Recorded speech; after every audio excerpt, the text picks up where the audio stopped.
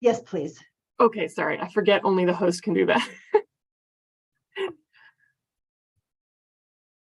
Okay, and the Zoom to YouTube is working. Yay!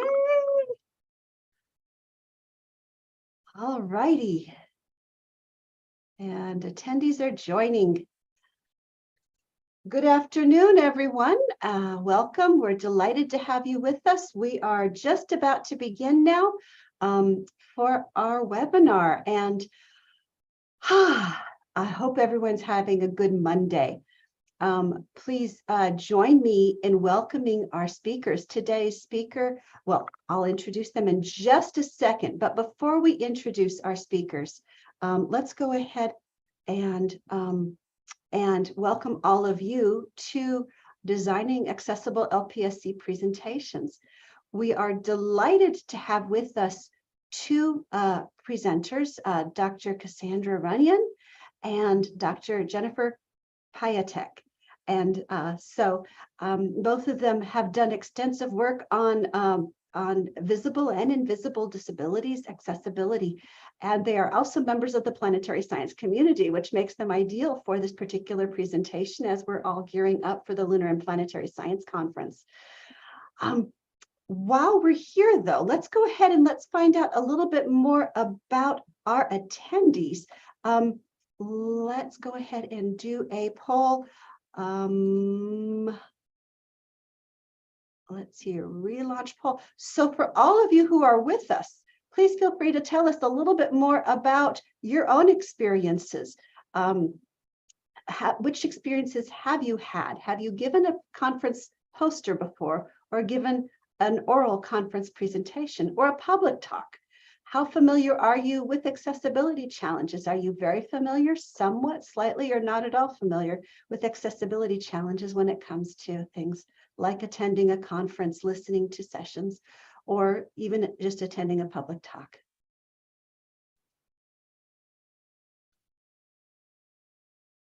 And we're going to give everybody 10 more seconds to finish answering. We're glad to have all of you with us. In addition to having those of you joining us on Zoom, we're also streaming this to YouTube, and this recording will be available afterwards on YouTube.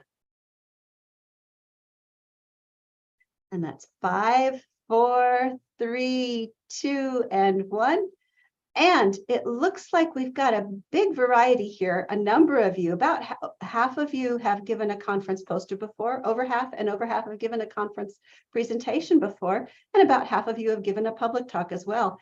But familiarity ranges from not at all familiar to somewhat familiar in terms of accessibility challenges. So for all of you who are with us on Zoom, you are welcome to enter your comments and thoughts and ideas in the chat box throughout this. You are also welcome to answer questions, both in the chat or in the Q&A. Entering them in the Q&A will make it easier for all of us to see them. My name is Christine Shupla. I'm with the Lunar and Planetary Institute. With me is Dr. Grace Bodwin, who is helping us with all the logistics on all of this. But our presenters today, the people that you came here to hear, and so did I, are Dr. Jennifer Piatek and Dr. Cassandra Runyon. Let's let each of you say a word or two about yourself, and we'll get started.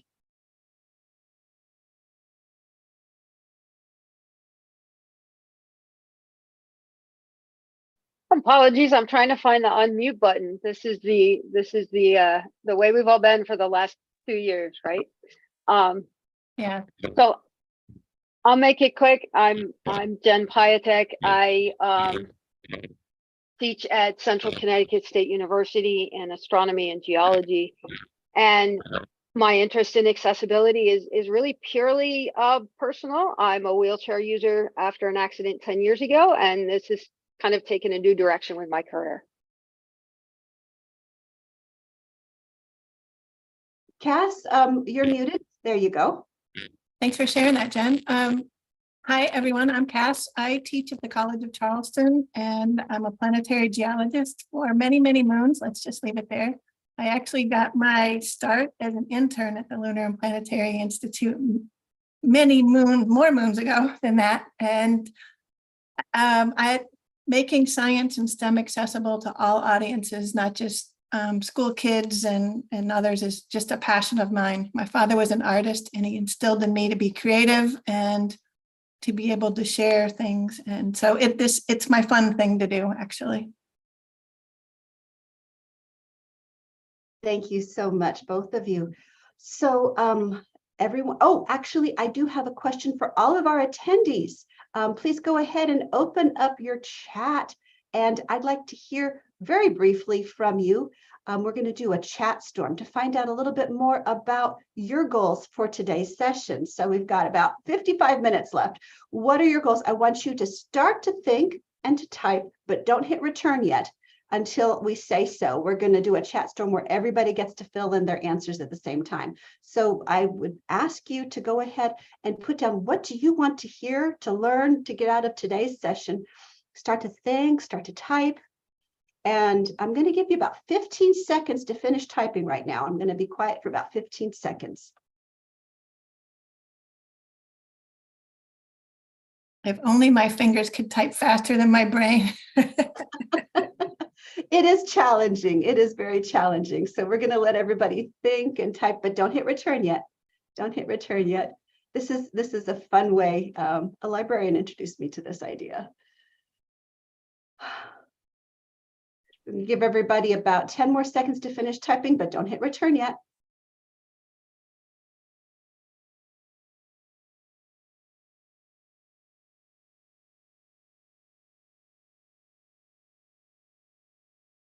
Okay. In about 5 seconds, I'm going to ask everyone to hit return.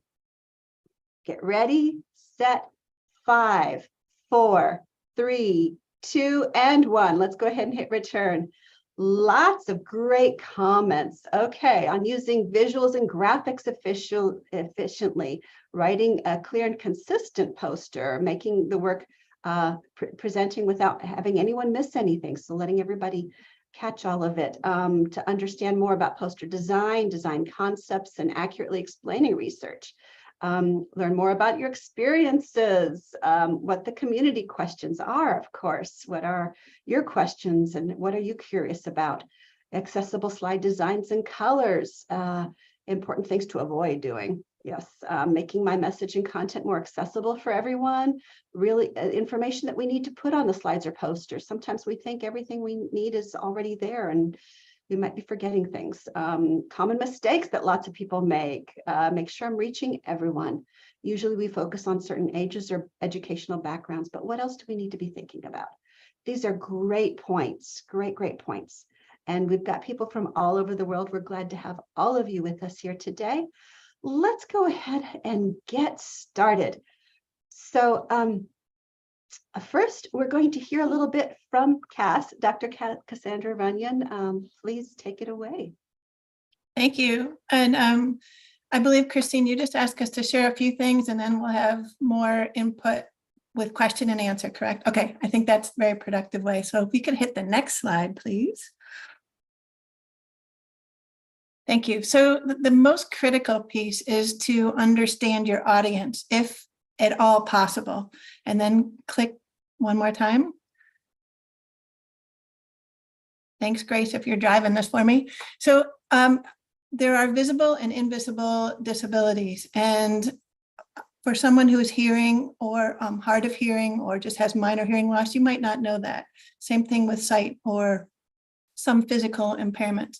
So it's best, based on even what you were putting in the notes, to try to work to accommodate all of your audiences, whether young or old. And next slide.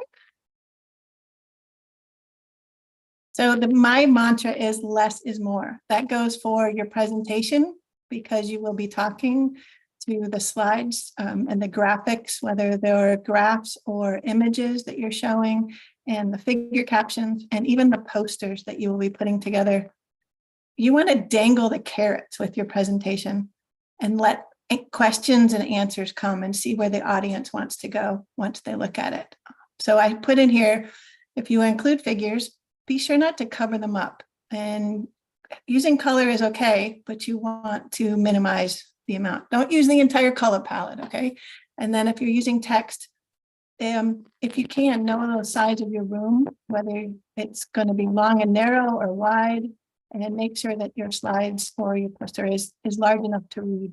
If a poster, at least from 3 feet back, stand back and see if you can read it. And the next slide. Here's an example of what I mean by less is more. This is a slide that was created years ago by someone who has an adult who has severe ADHD and is dyslexic. And after explaining to us what going to a science conference was like, this is how he sees slides. If you've got a graphic in the background, the audience wants to tend to watch, to look at the graphic and figure out what it is and not necessarily read the text. Not only that, it's yellow upon the golden yellow tone. And so for those that are color challenged, it may be difficult to even distinguish what's trying to be shared on the slide. And then if you like everybody that I share this with, you've tried to read it. It's all about a birthday party gift and an invitation. And I won't go into this whole thing here, but this is a good example of what someone who's dyslexic that is reading your slides may experience in your audience. So you want to speak clearly and succinctly. Next slide. And yeah, this will come up. So having said that, less is more and being concise. Here are some recommendations and premises from a whole host of people, from audiences like yourselves from around the world. High contrast is best, whether it's black text on a white background or white text on a black background, which we'll get to in a second. Try to shy away from that awful default of blue on yellow or even that red on blue.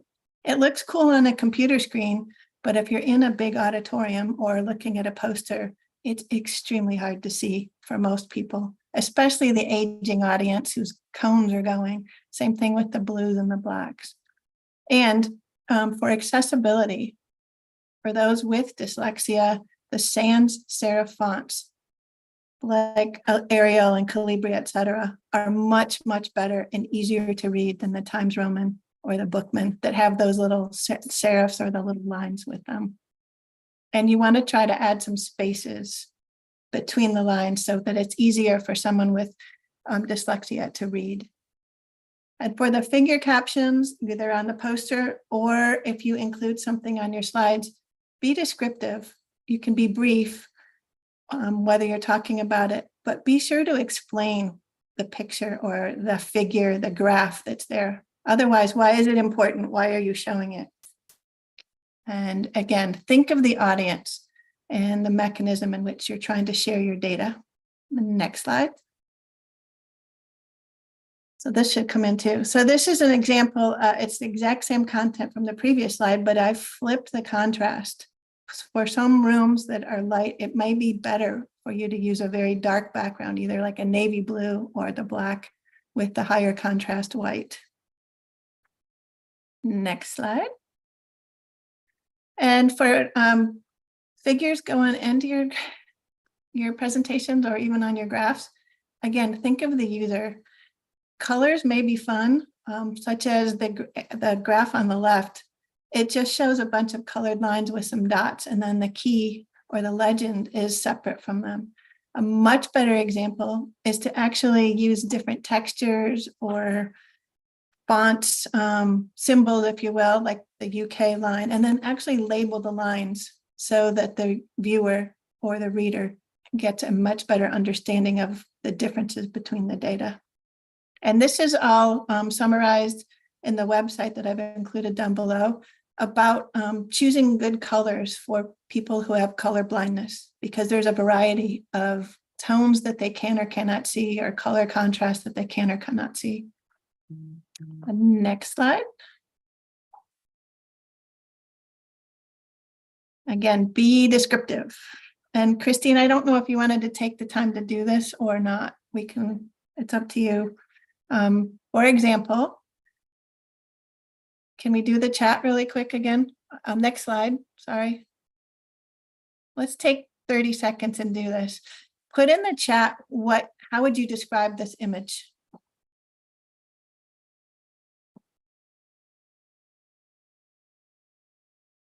Yes, we can absolutely take time to do this, and Annika will try to add the URLs in the chat in a little bit too. But yes, please, everyone, what, as Cass just asked, how would you describe this particular image? Go ahead and take, let's take about 20 seconds. Put in the chat, what words would you use to describe this particular image? How would you describe it to somebody?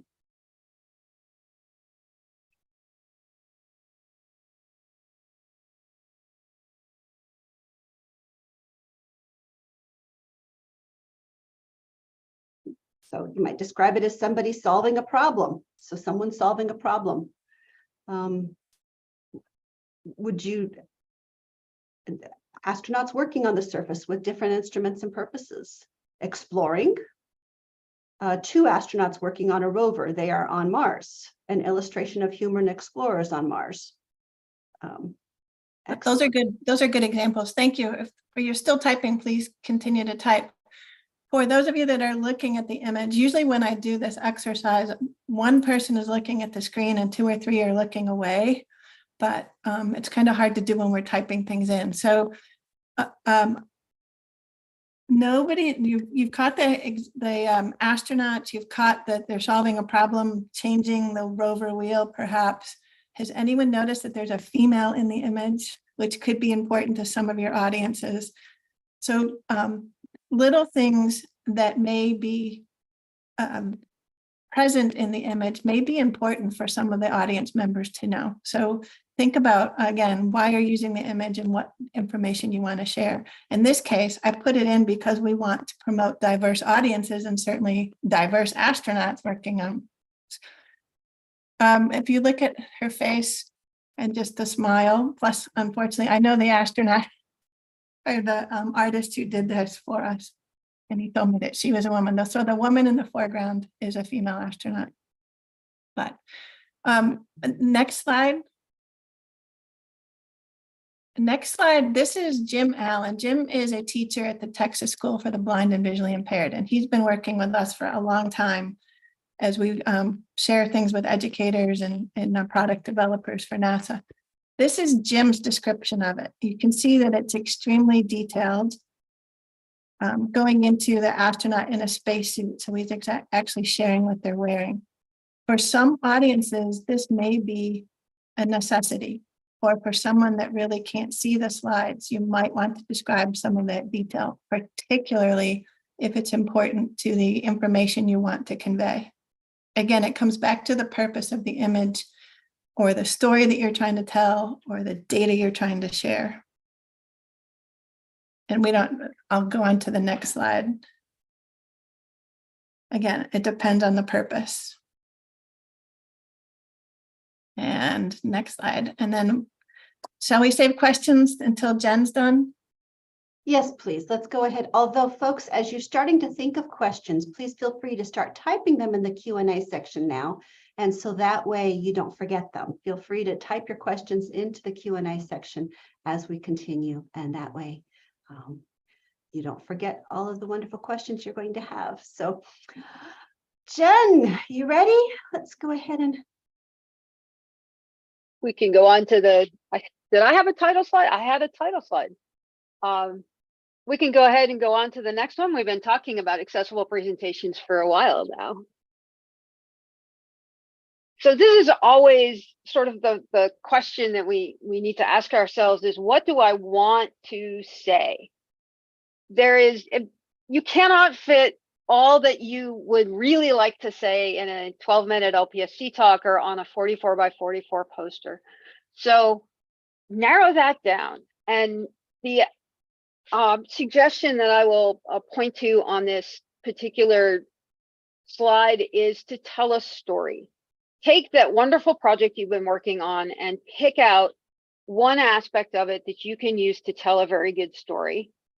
And if folks haven't seen this yet, Emily Lakdawala, formerly of the Planetary Society, wrote a fantastic advice piece on presenting science. The updated version, it was originally published, I think, in 2013, and she updated it, and that is what is linked on this slide. In addition to a reference for advice on giving a talk. That's the Kurtz 2006 reference.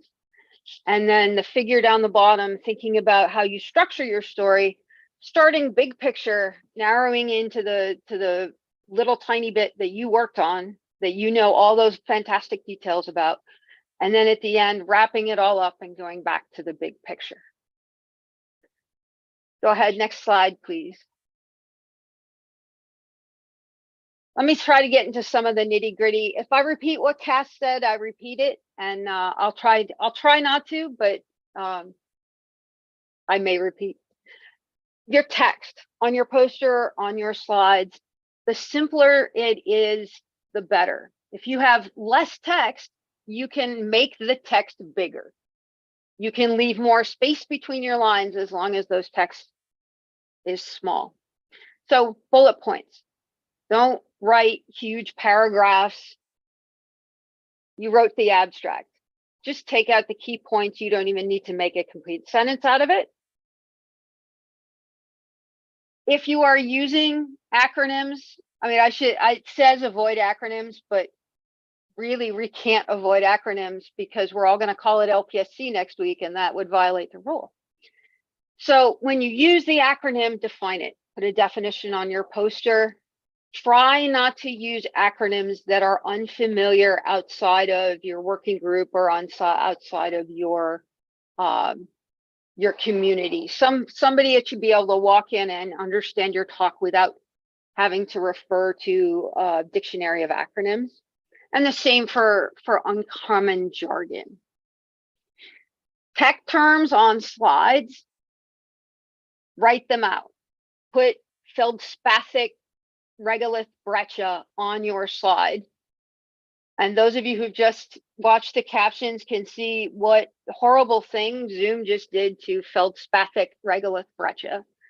If that's on your slide, then it doesn't matter. The captions are terrible. Whoever's maybe using those captions can read those terms right off the slide. And if you are fortunate enough to have a live captioner, that will help them to get the correct spelling as well. In terms of sort of amount of text and figures and whatnot, there are a lot of design suggestions for how much information you should put on something like a poster. And I find it just easier to remember if you do the rule of thirds. Roughly 1/3 text, 1/3 figures, 1/3 blank. So your poster, that background white blank paper should be about 1/3 of the poster. And hopefully by leaving those gaps in there, you make your poster more legible and then you emphasize the point you're trying to get across. Next slide, please. Cass already mentioned this. Always use multiple ways to convey information. We're doing this right now. I'm sharing with you my information via audio, and it's written on my slide.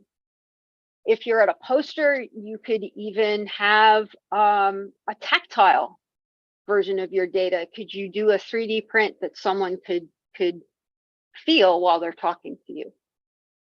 For your figures, don't rely only on color. Use different data series, different line styles, different point styles in addition to the color. Make sure your axes, maps, legends, whatever, have small text, not small, but short text labels on them. And keep things as simple as you can. If you don't need to show 4 figures, you only show 2, your story will be clearer. And I'm going to recommend another site if you're interested in color schemes. The color-blindness.com. And this particular site has a tool called Coblis that will show you what your figure, you can upload an image, it will show you what that figure would look like to folks with different color vision deficiencies. So go ahead to the next slide. This is a slide I invoked on my students a few years ago, or inflicted might be a better term. How many slide rule designs did I break here? I have unlabeled axes. The figures that I'm comparing at the top don't even have the same axes, so I don't know how I'm supposed to compare them. And I've done that terrible thing where I took a table of very, very tiny font and then tried to highlight it using a little PowerPoint box. Don't do this. If you would like to compare two figures are fine, but make sure that they are the same. Next slide, please. This is a screenshot of the Coblis color vision deficiency simulator that I mentioned on the previous slide. This is the Mars MOLA topography with the usual rainbow color scheme that we like to use. And this is how it would look if you have no color vision deficiency. Now, let me see. I want to highlight here, if we look at most of our recent landing sites, they're all kind of on this boundary between green and yellow that I would point out if I had a laser pointer, but I can't because it's Zoom. So look again at the boundary between green and yellow. And let's go to the next slide. For a person with green blinds, dichromatic color vision deficiency, this is what they would see. And this is the second most common type of color blindness. See if you can find the green yellow transition in this image. It's a little harder because everything is a shade of yellow.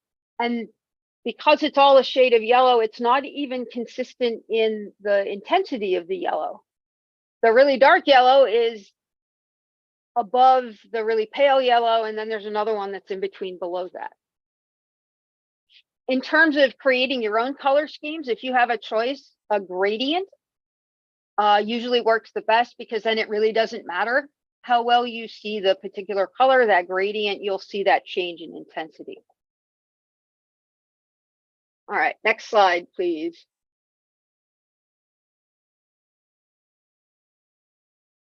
The key I think that I'm trying to get at is to highlight your content. We want to see your science, not the fancy background image or whatever else. Most PowerPoint templates and Keynote templates really aren't well designed for science talks, so you'll have to tweak them. And PowerPoint will let you edit the slide master, it calls it. I think Keynote calls it a slide layout. And what that will do will let you change all of your slides all at once. You edit this slide that controls the format of everything. For both posters and slides, I recommend keeping to common slide layouts. We expect the layout, we expect the title at the top, we expect you to read from top down. So even though it might be boring to walk down a wall of posters that all have the titles at the top and you start at the upper left and you go down to the lower right, it makes it easier for your audience to know where to find something as they're going by. So you can walk down an entire row of posters and scan all the titles if they're all at the top. Next slide, please. This I've seen at LPSC before, so I wanted to point this out. Be very careful and have margins on your slides. The back rows of the room are not going to see the very bottom. They may not even see more than the bottom. They may not see that bottom quarter. The room lights are at the top of the slide, so the very, very top of the slide may get washed out. If you can make your, limit your content, your important content to that middle bit, it'll be easier for your audience to read it. Next slide, please. And then the next slide after that. This is just what happens if you put an image background in there. It's fun to have your favorite thin section in your background or have a beautiful image like the Magellan image, but those can interfere with the readability of your text. So have a long thought about what you want to use as your background. You can make it low contrast, you can make it opaque, but keep in mind that anything you add on there should really be doing something for your presentation. So is it important that you have that image in the background? Next slide, please. Go ahead and step through this There's 4 bullets that we need to appear. This is using way too much chart junk. Animations are fun. Cool little clip arts that appear are fun. But this gets really, really difficult to read and understand after a while. So try to keep to the same fonts. Don't change sizes. Don't use a lot of bold and underline.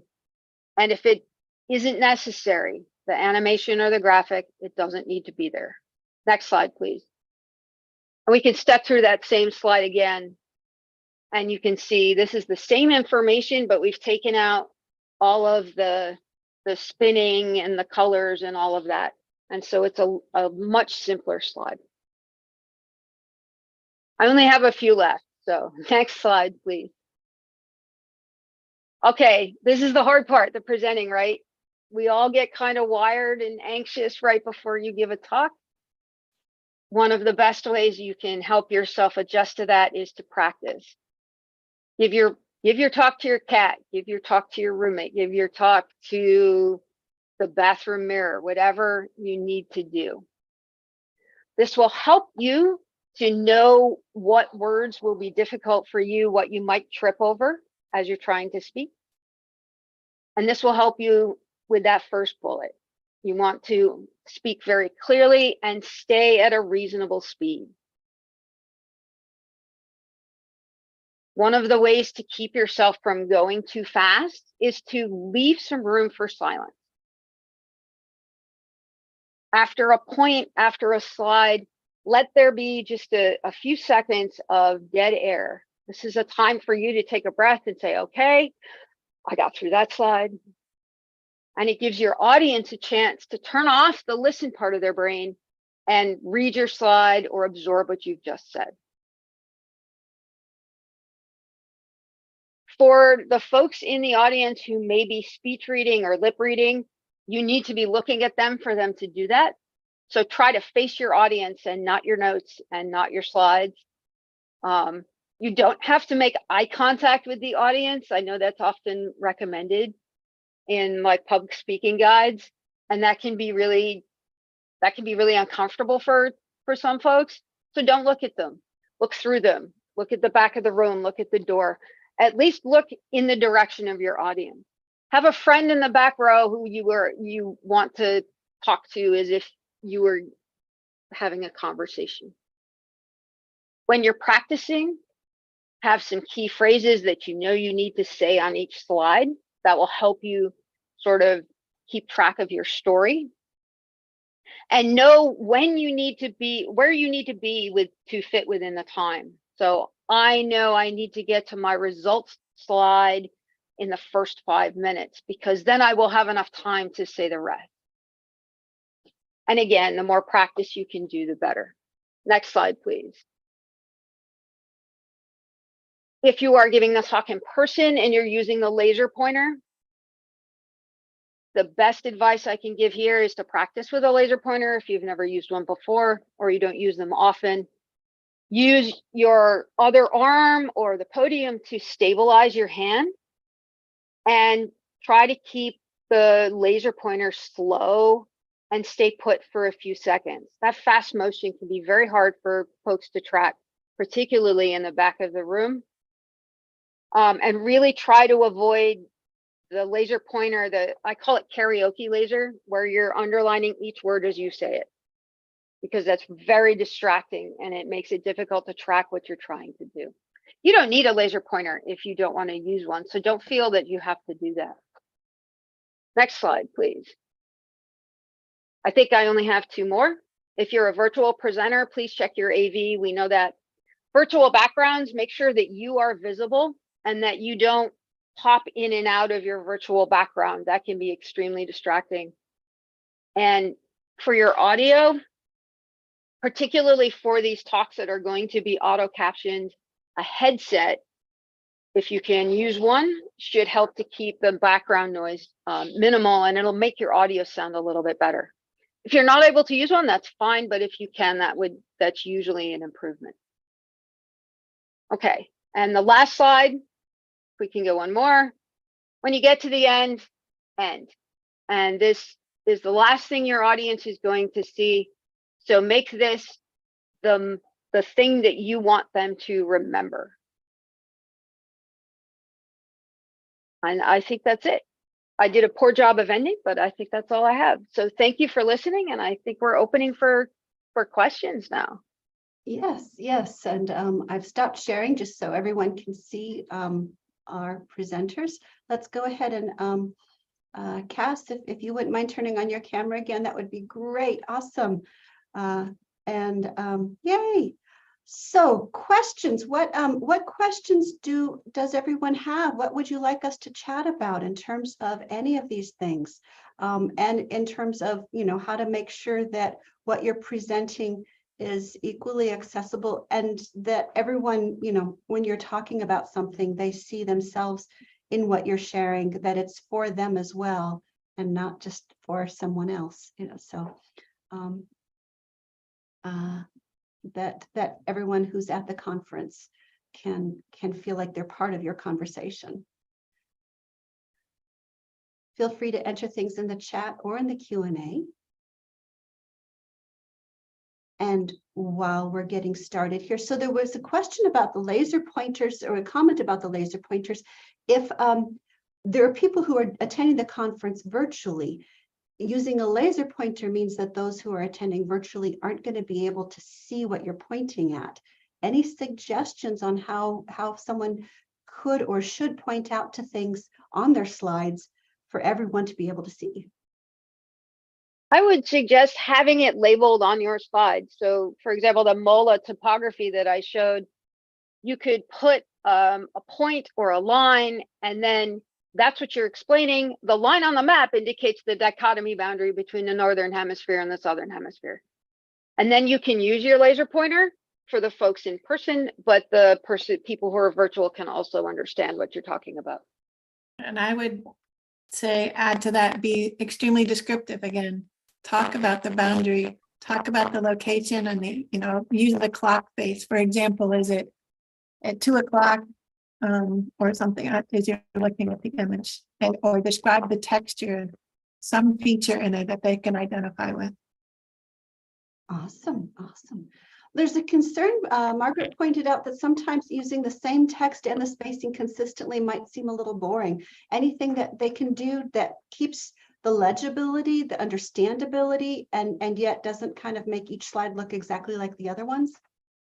Well, the slides don't have to all be the same. If you wanted to use a different scheme for, say, your introduction and your background, you could do that. The idea is to stick with the same. You still want a high contrast background. You still want sans serif response with appropriate spacing, but you could switch it up and have a different, to indicate what different sections you're in. So you would have a different background.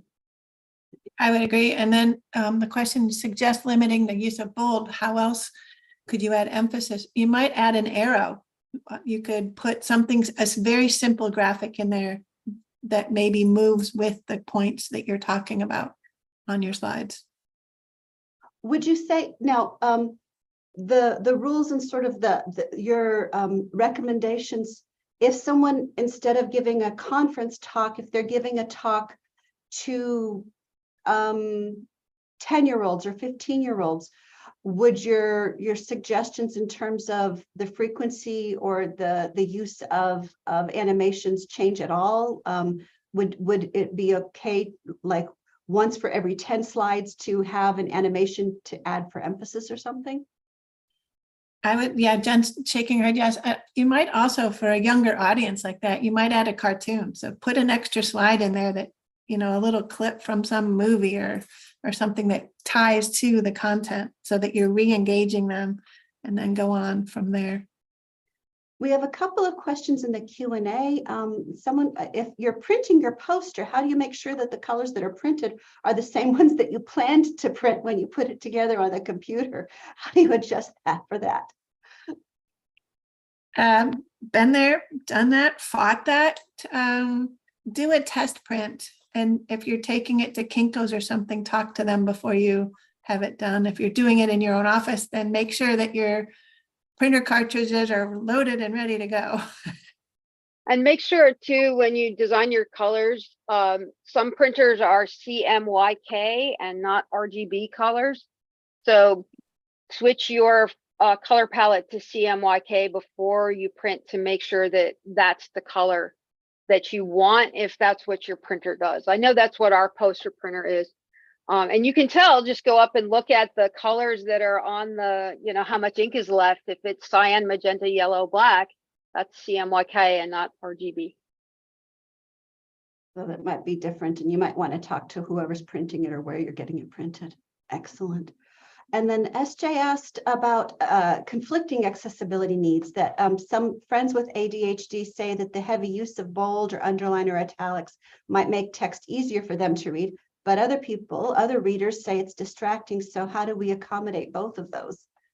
I would suggest minimizing the bold. Do not bold everything, but certainly bold the keywords or the start of that bullet or that sentence that's critical to the data that you want to share. But by all means, the entire paragraph does not have to be bolded. Right. And when we say limiting use of emphasis, maybe you want to limit yourself to just bold, not bold and underlined it, and these are italicized and these other words are green and these other words are yellow. When you have so much, it's very, very distracting. So limit yourself to your favorite emphasis and make sure that it's really the point you want to emphasize and not just, you know, the first word of each bullet. Yeah. Thank you. Thank you. And then let's see, Grace had posted, let's say you're delivering a poster presentation to a small group or even just to like one person, you're talking one-on-one at your poster. Is it okay to ask them if they're able to see or understand everything? Do you have recommendations how to get feedback in the moment to ensure your content is accessible? You want to take that one, Jen, first? And then Well, I keep thinking on it, and just the more that you can, it's about having an interactive presentation. You can just out and out ask them, do you see this? If you're working with maybe a small group, maybe it is an outreach event, ask them a question. You know, hi, I put up this picture of topography of Mars. Where do you think we landed on the surface? And hopefully by eliciting those responses from them, you'll start to realize, oh, maybe they don't realize those are volcanoes. Maybe there's something I need to explain, or maybe there's something that's unclear about my slide that I need to revise for the next time. I hope that answered that question. Cass, you're muted. yeah, I didn't mute myself, so I'm just like, whoever's driving, I'm letting them drive. It depends on, watch their body language, watch the audience, the small group or that single person you're interacting with. And if they show consternation or confusion, then by all means, you might ask them if they can identify that particular feature and then go on from there. But I wouldn't start the conversation with that. I would do exactly what Jen's talking about. Ask some questions to see about their understanding and then bring them back into the content of your poster. Awesome. Awesome. So not assuming what someone can see or what someone can understand, asking questions as a starting point. Alejandra asked, said, I use a lot of images in slides to replace some text. So is the recommendation to use text instead of images? So we need some clarification on that. No. Images are good, right? Images are good. Be ready to explain. And it depends on the audience. I mean, if it's even at the poster session, oftentimes you can get small groups to talk to each other about how do you interpret this data? Because that's what science is all about, right? It's that dialogue. And then you as the author or the creator of that figure can stand back and say, is this really sharing what I wanted the message to be? And then you can dive in and say, nope, this is what I intended, but thanks for clarifying that it's not working. Or now, I have the same problem. Most of my teaching slides are images, and I get frustrated with myself because when I put them up, I don't have text for that I can refer to. Mm-hmm. So this this maybe even be a little bit of a style thing, or based on what your research happens to be. Put the images in. We love images, but have the text as a backup. Have a small explanation. Have notes on your PowerPoints. Use alt text. So put alt text descriptions in your PowerPoint slides if you're going to be sharing them, or in your PDFs. I think that's kind of summarizes that. There's no answer. There's no perfect, you should have X number of words for each image. There unfortunately isn't a metric like that. Thanks. Cass, I just muted you. We sometimes are getting feedback when Jen is talking from your microphone, so that's why we're muting you occasionally. So there was a question about how to make our posters more accessible to individuals with visual impairments or hearing impairments, and ways to modify their design specifically for visual and hearing impairments, those who might have them.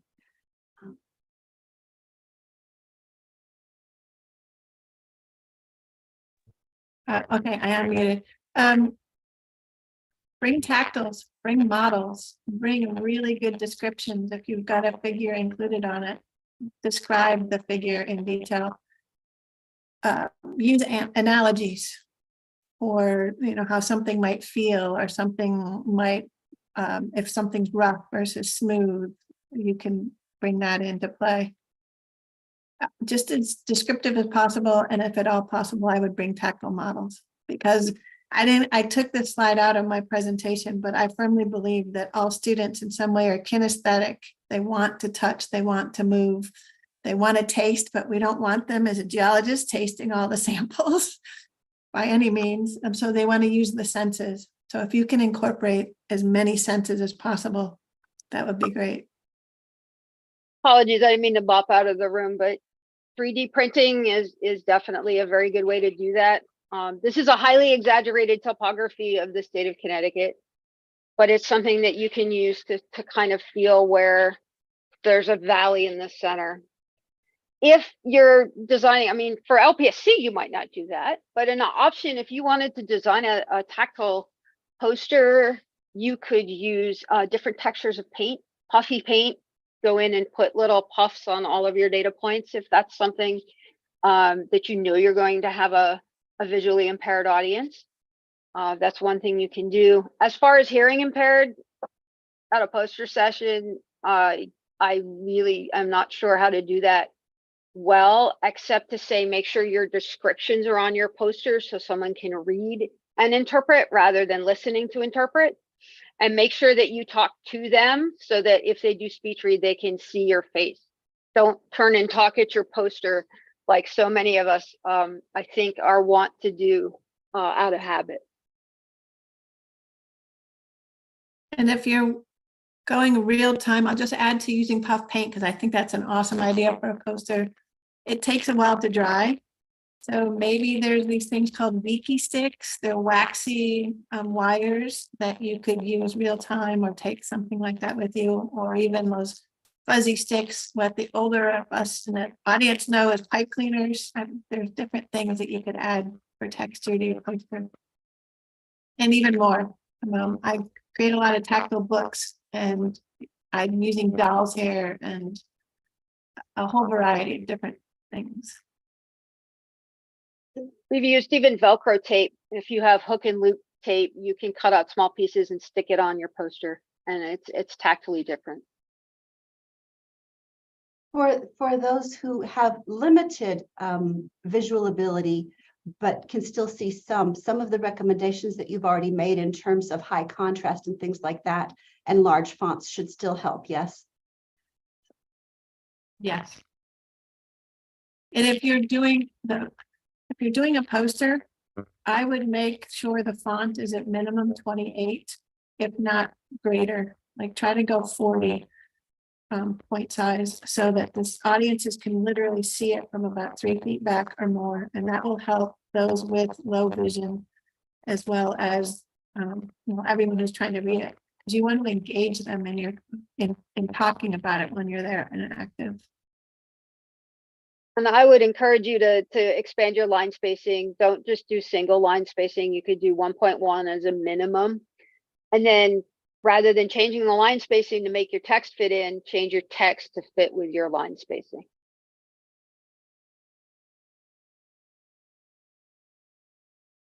And then one more little trick. Print out your abstract and, pin it. You've got your space on the poster board is only so big, but LPI has not or stopped us from adding things to the bottom of our posters that hang down. So bring examples and printouts and things for folks to read or look at later. And certainly with the advent of QR codes now, for those that are low vision or blind, they can use a QR code and it will read things to them, whether it's your poster or your paper or your abstract or something else that you would like to share. If you are doing that, though, keep in mind that screen readers follow the layouts that are set up in things like PowerPoint. So try to follow those layouts. Put the title in a title layout, put the body in a body. Your captions that are in text boxes will be read differently in a different order than the bullet points.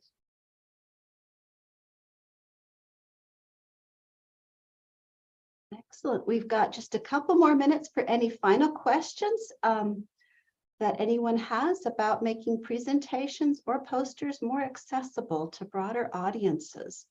Anyone have any other questions or suggestions of their own that they'd like to add to the mix? While they're thinking, I just want to say, y'all have fun, whether it's an oral talk or a poster or whatever, just have fun so that you're enjoying sharing your data and your information. Be creative. Yeah, you're telling a story. No matter what you think, you're the expert on whatever it is, the thing that you did. So take ownership of it and enjoy telling the story.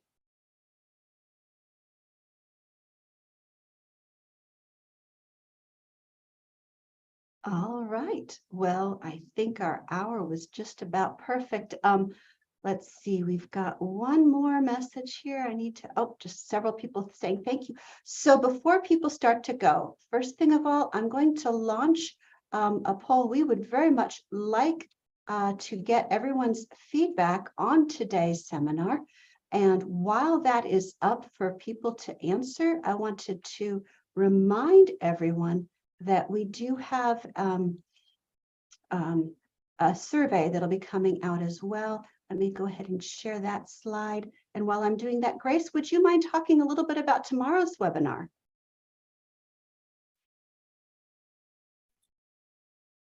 Sure. All right, so hi everyone, I'm Grace Bodwin. I'm at the LPI with Christine. This was such a great presentation. Thank you, Dr. Piatek and Dr. Runyon. Tomorrow we have another presentation that we're going to be offering at the same time, 3 p.m. Central through Zoom. I'll put the link in the chat if you're interested and you're not aware. This one is about optimizing your conference experience. So you could take all the lessons you learned today about making accessible presentations. And if you want to come to tomorrow's presentation, we're going to have 2 more experts joining us that are going to talk about, how best to network, how best to manage your time and your expectations, how to set goals for the conference, and just more general advice about presenting online, virtually, poster, and oral talks. So like I said, I'll put the link in the chat, but we'd love to see you guys there. Thank you, Grace. Both today's webinar and tomorrow's will be available on YouTube. So if you missed it or if you wanted to rewatch any of it, it will continue to be available. If you don't have time you've got some ideas for feedback from today and you don't have time, there's also going to be a survey with a couple of the same questions, not all of them, that you can go ahead and use to provide us anonymous feedback. The survey questions here are anonymous, so don't worry. We won't be saying, oh, so-and-so said this one thing. Please join me one final time in thanking our speakers. We are very, very grateful to both Jennifer Piatek and Dr. Cassandra Runyon in sharing their expertise and their knowledge about presenting accessible presentations. So thank you all so much. We appreciate that. We appreciate you. If you are a student who would like more direct feedback on your presentation, please also consider signing up for our help desk. We have an early career presenters help desk on Wednesday, Thursday, and Friday. And I think we're closing those soon. So go to the LPSC website for directions on how to apply for that under the early career website. Thank you all so much. Have a wonderful day, wonderful week. We look forward to seeing you all again soon.